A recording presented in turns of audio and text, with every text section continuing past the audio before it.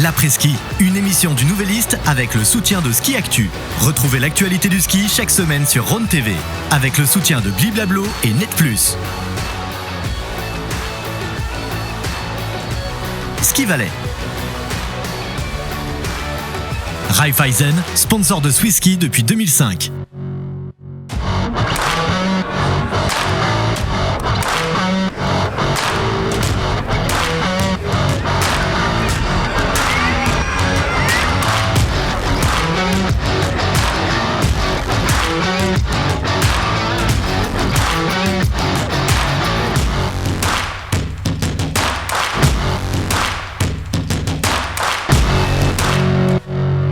Salut tout le monde, bienvenue ici à Cortina pour cette nouvelle émission de l'après-ski. On passera de Cortina à Bormio en passant par le plateau à Sion également et un petit détour également par le Brésil pour danser un peu de samba. Un peu de samba, c'est ça. Hein. En parlant de samba, on espère que les skieuses suisses puissent être à la fête encore. Pour l'instant, 0 médaille, mais les espoirs sont encore permis pour l'équipe de Suisse, surtout en slalom.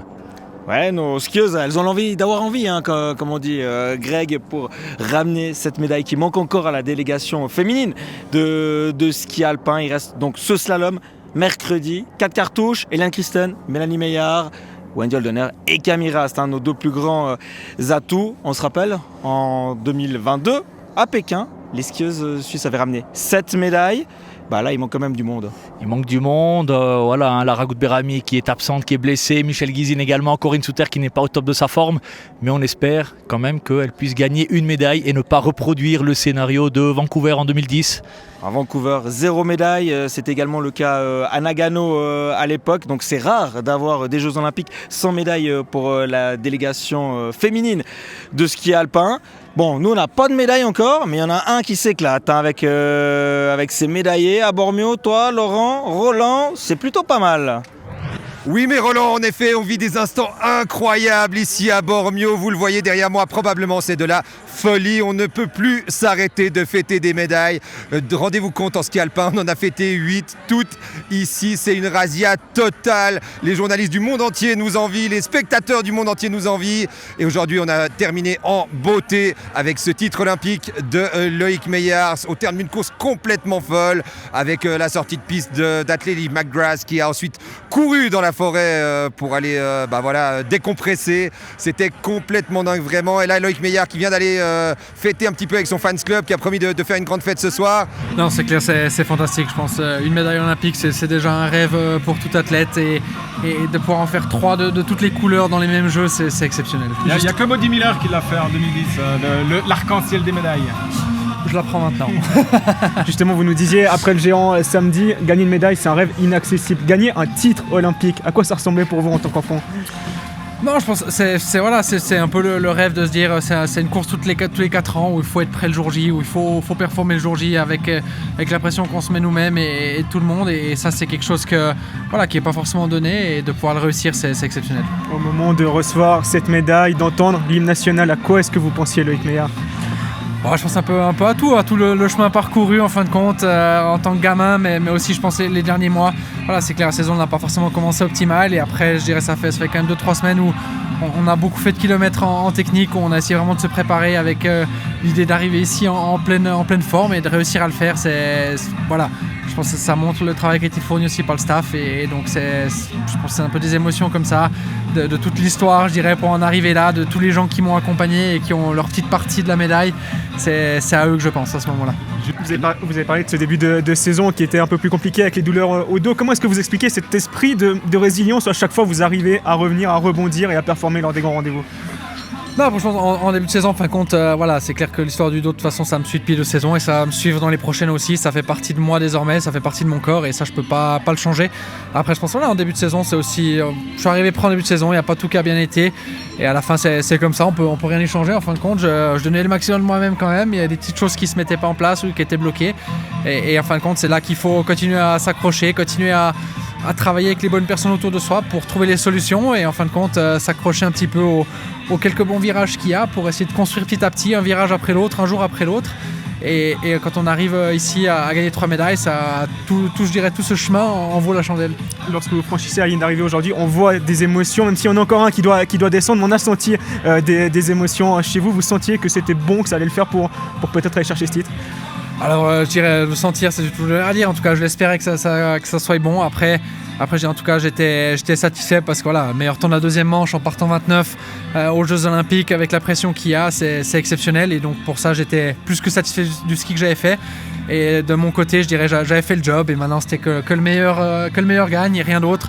Et s'il serait été plus rapide, j'aurais aucun regret de toute manière. Vous avez déjà réfléchi, vous savez déjà ce que vous allez faire de ces 3 médailles une fois rentré à la maison? Non, alors de toute façon, je pense j'ai un endroit où je mets absolument tout dans une pièce et puis ça s'arrête là. En fin de compte, il n'y a rien d'exceptionnel et donc ça ira avec tout le reste. On va bientôt l'agrandir cette pièce. Je pense oui, alors on peut toujours en prendre plus et voilà, de toute façon, je pense à la fin, c'est plus des moments, des émotions qui sont vécues, des souvenirs qui sont vécus, qui restent dans la tête et c'est pas forcément la médaille en elle-même qui vaut la peine, je dirais, c'est plus tout ce qu'on vit à côté. Est-ce que tu peux nous montrer cette médaille justement, un petit peu? Ces médailles. Autre grande nouvelle, bien sûr, il va devenir papa cet été. Et que des bonnes nouvelles, que des émotions. Il y a eu beaucoup de larmes qui ont été versées toutes ces 2 dernières semaines à Bormio. Il y en a aussi eu à Livigno, notamment grâce à Mathilde Gremaud. Et puis beaucoup de choses à dire, beaucoup de choses à faire, beaucoup de choses à voir. L'ambiance dans le village n'était pas la plus folle. On a parfois regretté qu'on soit un peu en dehors de ces Jeux Olympiques à Bormio, contrairement à Livigno, à Cortina peut-être, à Antolz. Mais toujours est-il que pour les Suisses, c'était un endroit assez extraordinaire, notamment devant cet hôtel des Suisses où de très nombreuses médailles ont été fêtées. Pour les slalomeurs aussi. Et je crois, Marine, que toi, tu es justement avec quelqu'un qui fait un peu de tic-tac. Et oui, malheureusement, nous ne sommes pas du voyage aux Jeux Olympiques de Milan et Cortina, mais je suis bien accompagnée avec Ramon Senazon. Bonsoir, Ramon. Bonsoir, merci pour l'invitation. Merci à toi d'être venu. On parle de ces Jeux Olympiques. Est-ce que c'était le gros objectif de ta saison, de cette qualification? Ouais, c'est clair. Ouais, je pense que ça aurait été vraiment l'objet, mais j'ai pas réussi. Ouais. Et comment faut accepter aussi la défaite des fois. Oui. Et comment tu as vécu ce début de saison et justement un peu cette course à cette qualification?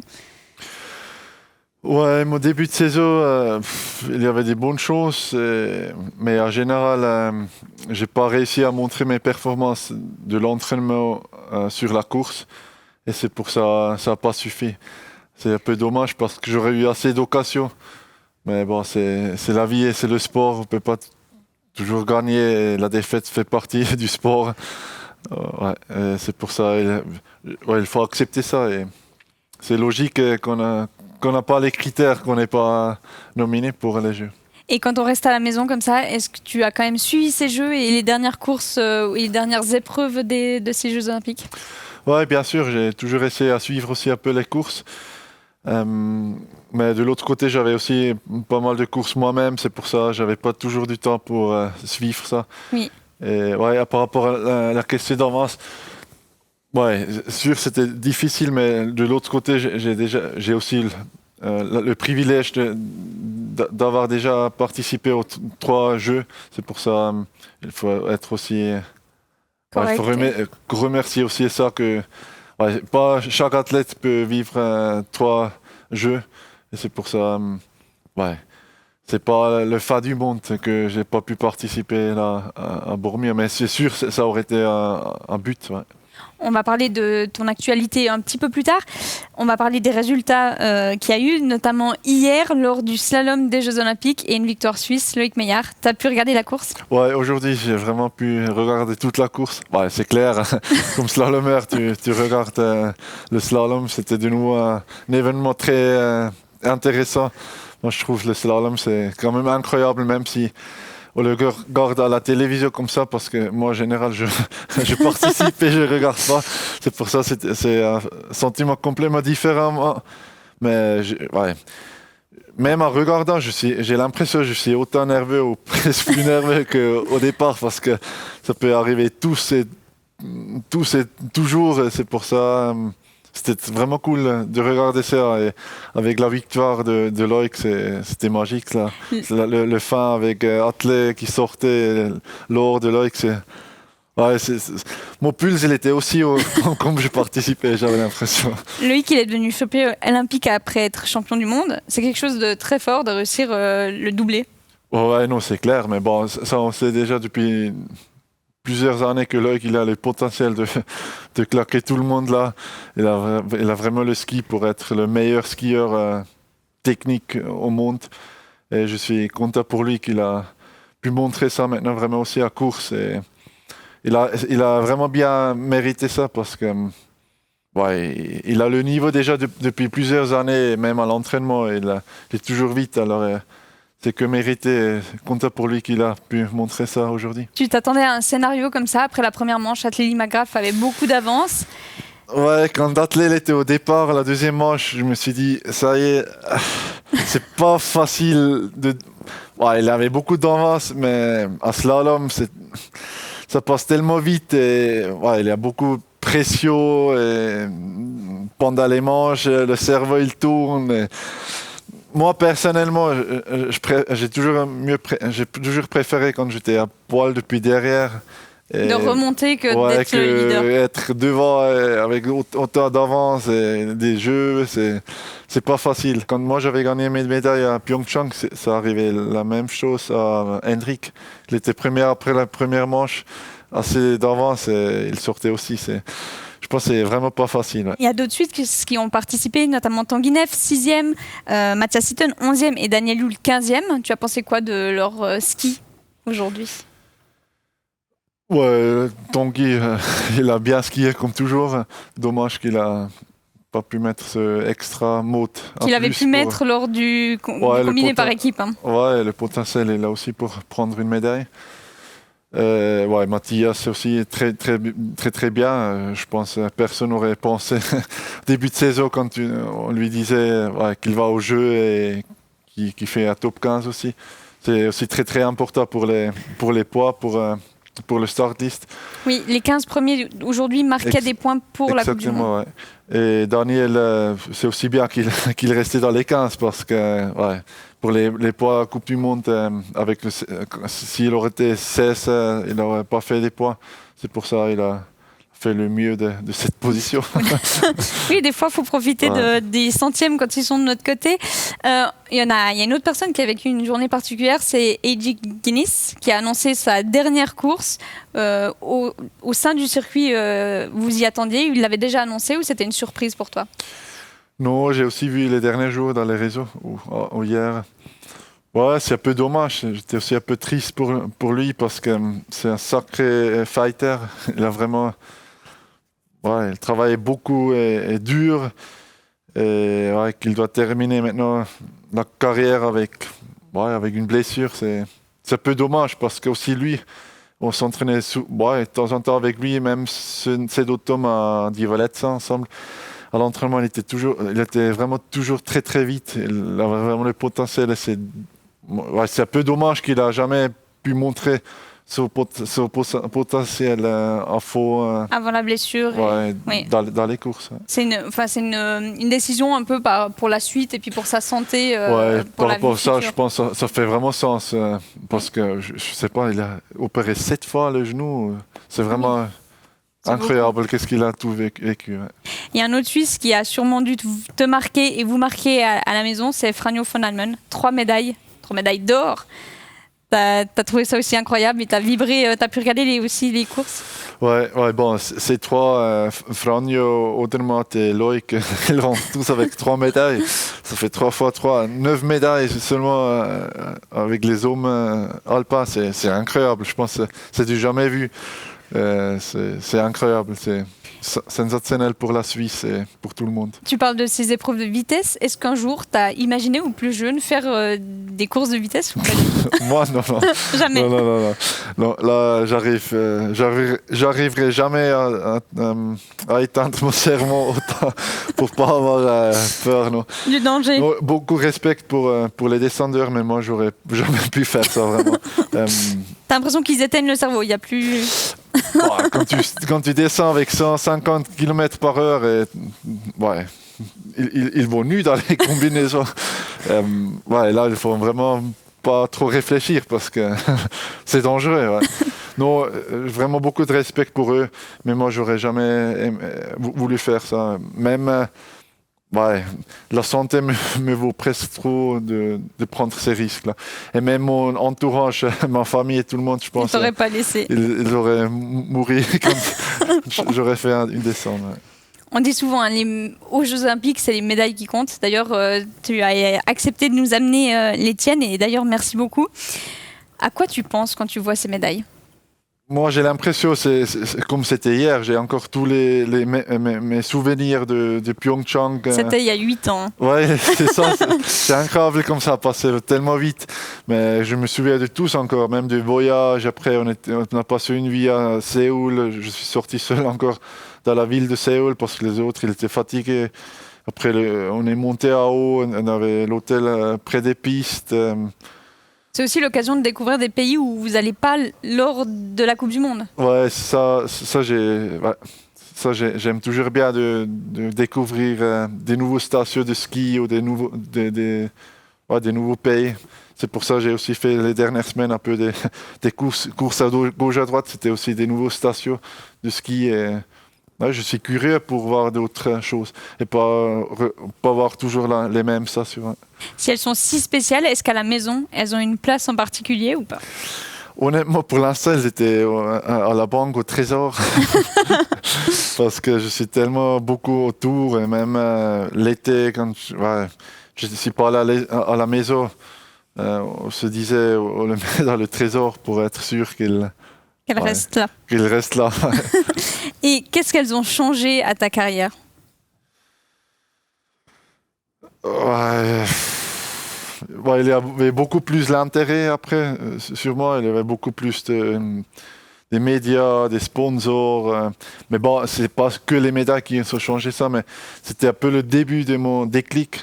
Parce que j'avais fait une 4e à Wengen et après, j'avais gagné le parallèle à Stockholm. Et après ça, et après le premier podium à slalom, alors c'était vraiment le début de ma carrière. C'était le début du déclic, de ces, 5 ans où j'étais après dans les top 7. Le savais-tu que Loïc et toi faites partie des 4 slalomeurs suisses à avoir gagné des médailles olympiques ? Ça, je sais, ouais. Il n'y en a que 4. Ouais, c'est incroyable. Ouais, et je pense, avant moi, c'était Jacques Luity qui a gagné et ça, c'était déjà, 37 ans avant. C'est pour ça que je suis très heureux qu'on n'a pas dû attendre de nouveau 37 ans pour la prochaine. Et Loïc, il l'a fait 8 ans après. Ouais. On le rappelle, tu es monté sur 14 podiums de Coupe du Monde, 10 en slalom, donc 4 victoires. Est-ce que tu aurais imaginé ça étant plus jeune ? J'avais pas pensé à ça, mais le but c'était toujours avoir du plaisir et j'aimais skier. Mais j'aurais tout de suite signé et non, je pense que j'ai même pas trop rêvé de ces médailles, de ce succès. C'est arrivé comme ça parce que j'ai toujours aimé skier, être dans la nature avec les copains et tout le reste c'est venu comme ça. Mais je pense que personne n'aurait jamais pensé que je vais avoir autant de succès, surtout avec mon gabarit, qui n'est pas typique pour un slalomeur. Et qu'est-ce que tu dirais aux Ramon plus jeunes ou aux plus jeunes qui sont à Ski Valley, qui sont peut-être dans le même cas de figure que toi, peut-être des grands qui sont un peu perdus ou qui grandissent encore et qui perdent un peu des repères ? Qu'est-ce que tu aurais à leur dire ? Ouais, continuer à travailler, continuer à avoir plaisir. Le plaisir, c'est très très important. Et peut-être aussi de s'entendre plus sur soi-même parce que on a beaucoup de personnes autour qui veulent aider. Mais je pense que la personne lui-même, c'est la seule personne qui se sent le mieux. Et sur ces signes, il faut aussi écouter, avoir la confiance d'écouter aussi sur ces signes du corps. Oui, s'écouter soi et puis prendre un peu des informations de l'extérieur, mais c'est toi le maître de ce que tu choisis de faire. Ta dernière victoire était le 19 mars 2023. Qu'est-ce qui a changé depuis ? La saison suivante, j'avais un peu des problèmes. Ça a commencé un peu des problèmes du dos, de la santé. Je me suis battu un peu avec la santé, avec le matériel. Je me suis perdu un peu. Après, j'avais aussi quelques fois un peu malchance. Et après, je suis tombé un peu dans La spirale négative. Où je sortais plus vraiment. Mais tu as toujours la même soif de vaincre et l'envie de victoire. Ou ça change? Ouais, bon, ça, je pense naturellement ça change aussi. Je dis comme ça, j'ai encore le même soif au fin. Mais bon, après, je pense avec l'âge, ça change quand même aussi un peu. Et les priorités, ils se changent aussi peut-être un peu.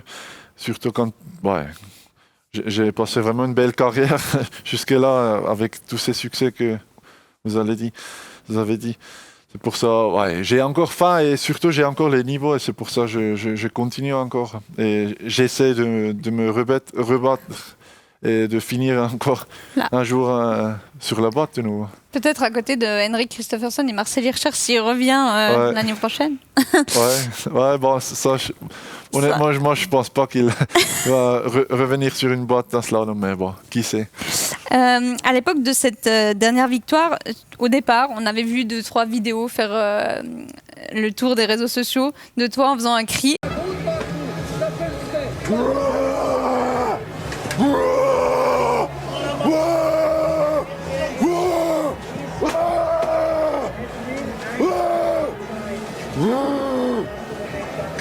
Est-ce que c'est toujours là ou pas? Ça dépend de la situation. Des fois, je le fais. Quand je sens que j'en ai besoin, je le fais. Mais il y a quand même aussi beaucoup de courses où je suis très tranquille et je le fais pas.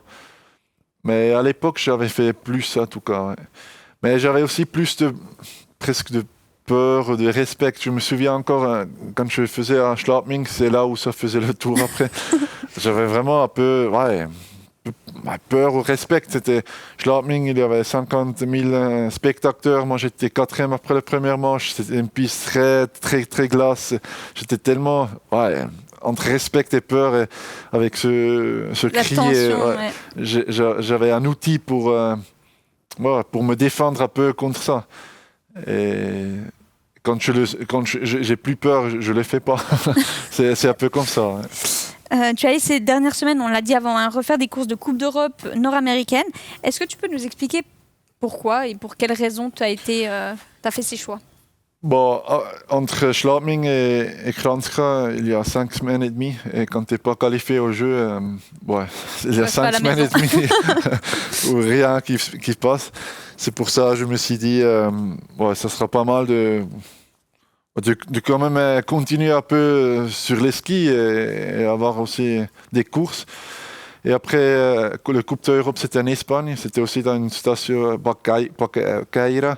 C'était une nouvelle station pour moi. C'est la station la plus grande en Espagne. C'est pour ça que je me suis presque réjoui pour voir ça une fois. Et à la fin, c'est quand même aussi... j'ai besoin encore des poids pour... ça dépend après aussi qu'est-ce que je fais à la dernière course, mais si je vais continuer pour l'année prochaine, ça sera quand même pas mal d'avoir un numéro aussi comme cette année. Et pour ça, j'ai besoin encore des poids fixes. C'est pour ça que j'avais essayé de courir un peu à gauche à droite pour faire ces points. Tu as terminé 2 fois au pied du podium.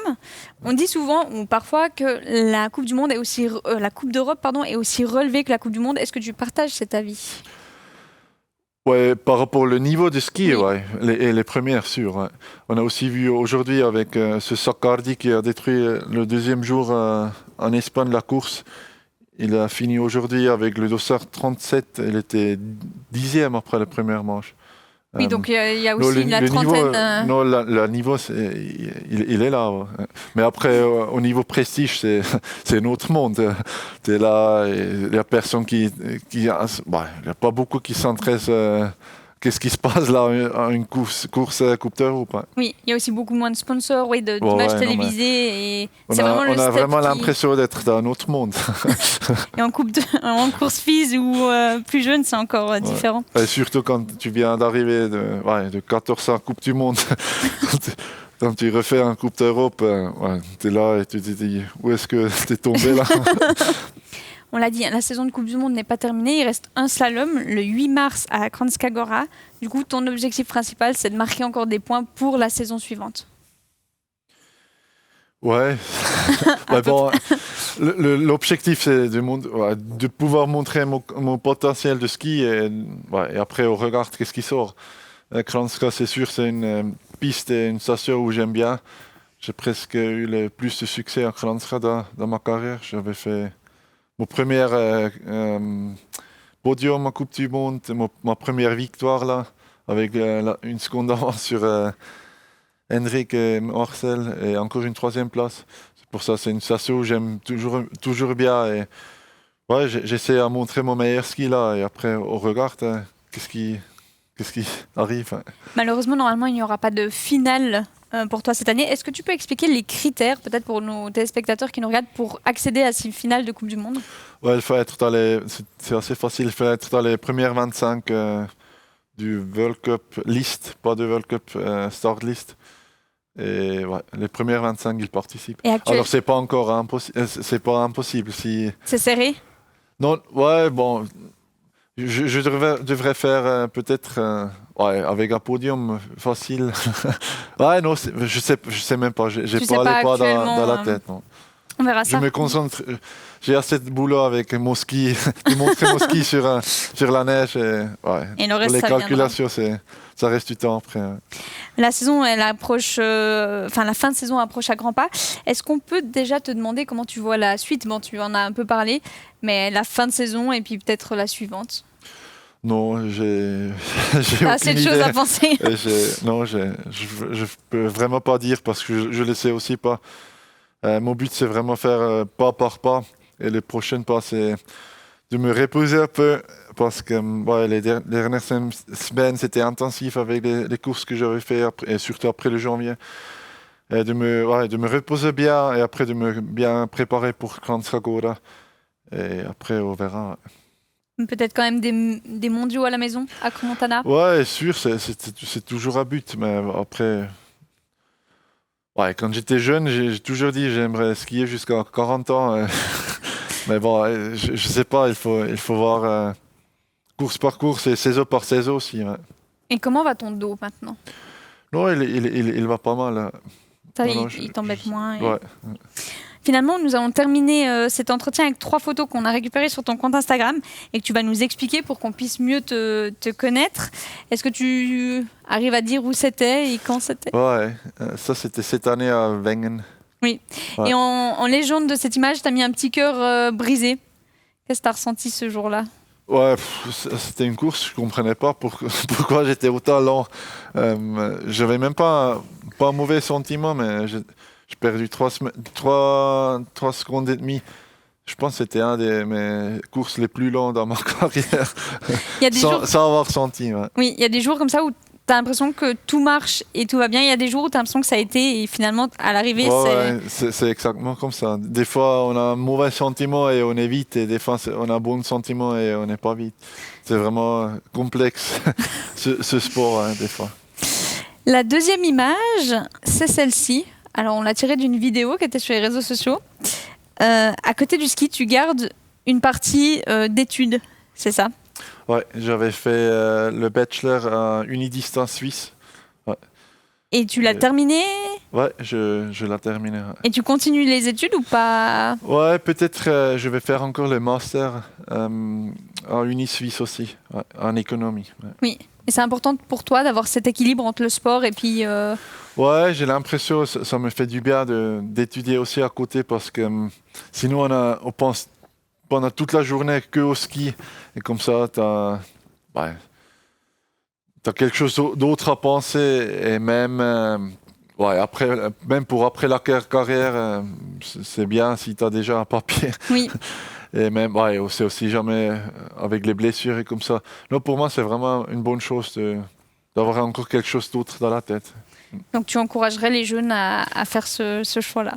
Ouais, et surtout là avec l'unidistance, ils sont vraiment tellement flexibles. Il y a tout le monde qui peut faire ça parce que tu peux gérer tes cours et prendre une année de plus. Et ils sont vraiment cool. Ouais. Parce qu'avec une uni normale, je ne sais pas si ça se fait avec le sport. Ça fait peut-être un peu beaucoup de charges. Ouais, je pense...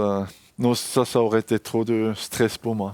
Mais avec l'unidistance, tu peux gérer tout, c'est Donc C'est c'est bien. cool. Ouais. Et puis une dernière image, la troisième. Ouais, j'aime bien. En général, moi, à l'été, en général, j'aime bien l'eau.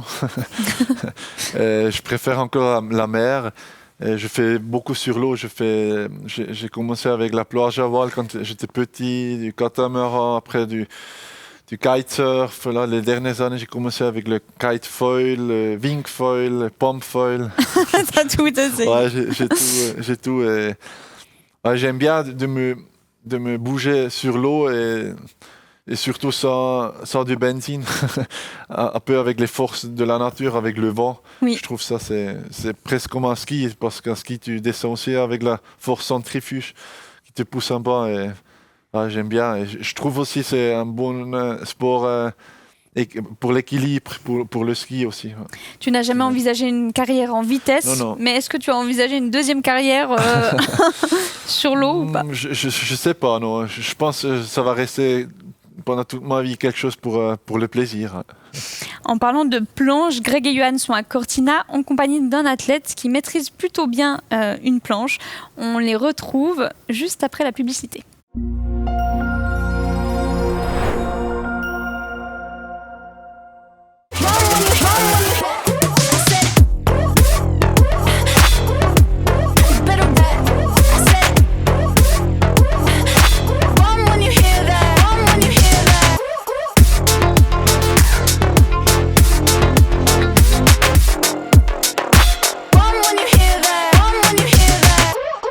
Ce qui nous différencie, c'est l'engagement en faveur du ski suisse. Pour nous, les pros, mais aussi pour les tout petits.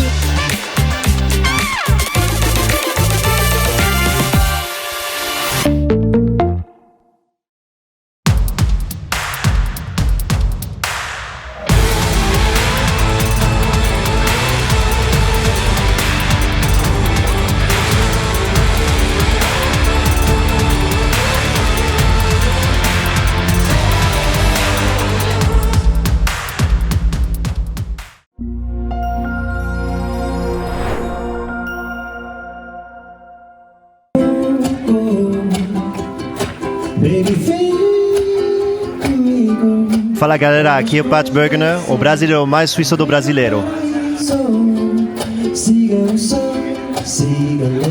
On est ici à Cortina, à la maison suisse, avec le snowboarder Pat Bergener, le snowboarder de Crans-Montana. Pat, tu viens de terminer tes 3e Jeux Olympiques. Déjà, comment ça s'est passé? Écoute, mix émotion parce que déjà je courais pour le Brésil cette fois, c'était une expérience incroyable. En fait, une des plus belles expériences que j'ai vécues dans ma carrière sportive. Du fait, c'est une nouvelle structure, on était un plus petit comité, on avait des habits du Brésil, des nouvelles couleurs. Et ça fait quelque chose, tu vois. Et d'avoir aussi le Brésil qui me soutient, c'était quelque chose d'assez émotionnel parce que ma mère a grandi au Brésil et ma mère a toujours eu ce côté très chaleureux. Notre famille est super supportive et tout ça. Et là, d'avoir en fait tout le pays qui était comme ça, c'était incroyable.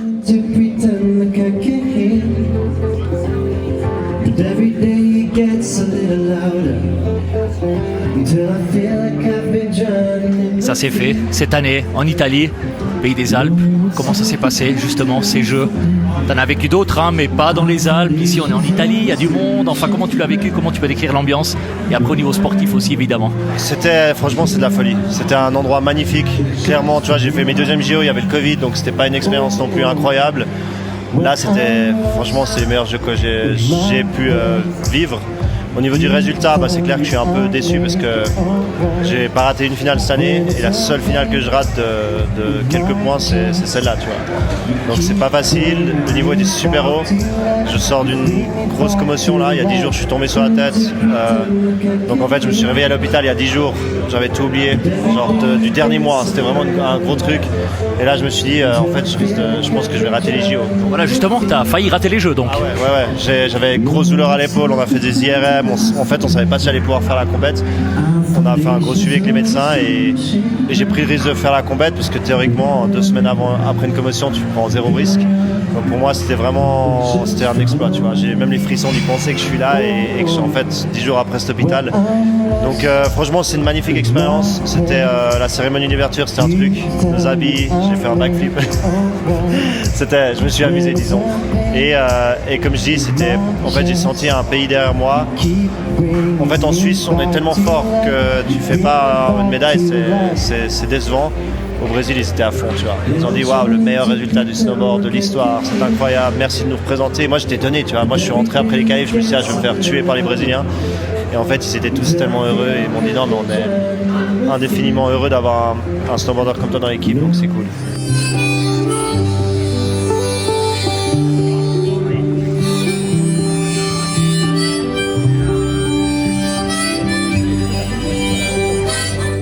Pas de regret parce que franchement, le podium était pratiquement inatteignable avec ce qui s'est passé. Et voilà, moi je profite de tout ce qu'il y a autour. Maintenant j'ai les concerts et puis c'est trop cool pour Lucas. Il nous a ramené cette médaille pour le Brésil et c'est cool de faire partie de ce mouvement avec lui. Tu as parlé de peut-être tes 3e et derniers Jeux Olympiques. Il y a une décision qui est déjà prise ou bien tu vas réfléchir? Tu peux repartir pour des 4e? Non, alors dans l'idée je vais repartir sur un 4e. Après, tu vois, jusqu'à maintenant, je me battais quand même pour les médailles. Pour moi, c'est quand même un objectif. Maintenant, tu vois, j'ai quand même beaucoup de choses dans ma vie, entre tout ce que je fais, que ce soit dans le acting, dans la musique. Et c'est vraiment quelque chose que j'ai envie de développer ces prochaines années. Là, j'ai une super lancée maintenant avec mon premier morceau brésilien qui est en train de buzzer au Brésil. Et tu vois, pour moi, c'était aussi une partie de ce projet, c'était de dire, ok, pour moi, culturellement, ça m'ouvre à quelque chose de nouveau, de potentiellement faire de la musique en portugais. J'ai appris le portugais, j'ai fait ma musique, et en fait, on verra où ça me mène. Mais je pense que là, j'ai un gros coup de motivation de suivre ce rêve aussi, tu vois. Ramon, on le voit dans ce documentaire, Pat Burgener a choisi de courir pour une autre nation, le Brésil. Toi, de ton côté, pour quelle autre nation aurais-tu pu courir? Je pense que je suis tellement content avec la Suisse parce qu'en Suisse, nous, on a vraiment le meilleur support de tous les pays au niveau l'entraîneur, entraînement et tout ça. Je pense que je ne changerai pas la nation. Bah, c'est un choix correct, on l'accepte. L'émission, elle touche déjà à sa fin. Merci beaucoup d'être venu et puis d'avoir répondu à toutes nos questions. On croise les doigts pour la fin de ta saison et puis pour que tout se passe et qu'on se retrouve l'année prochaine. Mais avant de laisser place à tes talents d'artiste et puis que tu dessines sur la toile, on vous rappelle à la maison que vous pouvez jouer à un jeu concours en répondant à la question suivante: qui a remporté la descente olympique en 2010? Est-ce qu'il s'agissait de Pirmin Zurbriggen, Didier Defago ou Roland Colombin? De nombreux lots sont à gagner. On vous souhaite une très bonne fin de soirée. Profitez de ces derniers jours de Jeux Olympiques, notamment le slalom féminin qui aura lieu ce mercredi. On se retrouve la semaine prochaine. À tout bientôt. Ciao, ciao.